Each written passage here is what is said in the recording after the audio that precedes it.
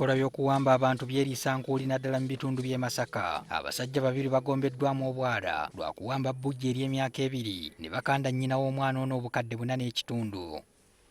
Silivia Nalubega ow'emyaka 28 agamba omwana we ow'emyaka 2 yawambibwa mu mwezi ogw'E11 era abaamuwamba baamujja waka ng'azannya.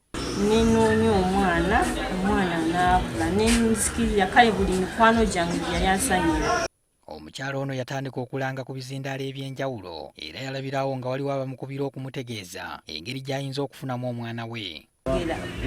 Ng'eyo ennamba yennyini gye twatulakizenga enkubira ng'agamba anyako omwana wo teyabuze wabula ffe tumuyina wabula kwata obukadde 4 n'ekitundu teyeeko ne ssente zijjako ojja kufuna omwana wo singa olwawo tubigira tetubuuza. Essimu kwe yaweereza ensimbi zino poliisi gye yeeyambisizza okuzuula abagirinako akakwate bwetyo n'ebagombamu obwala. Oba bagamba omba muzitajjako temuddamu tukubira tujja babuli omwana muwaali.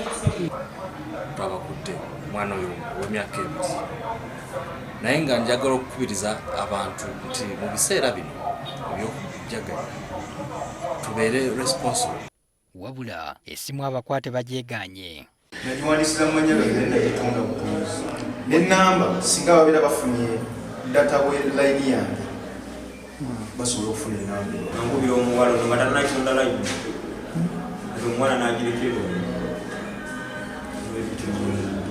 Bajjiddwa mu kabuga k'e Kinoni mu disitulikiti y'e Lwengo era kati bakuumirwa ku kitebe kya poliisi ekikulu e Rakai ng'okunoonyereza kukyagenda mu maaso.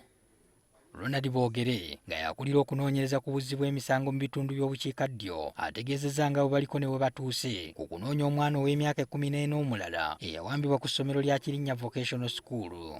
Waliwo kuluzi eziraga nti mwana gyali naye tetunaba kukola kisirikira investigation zikyagenda mu maaso.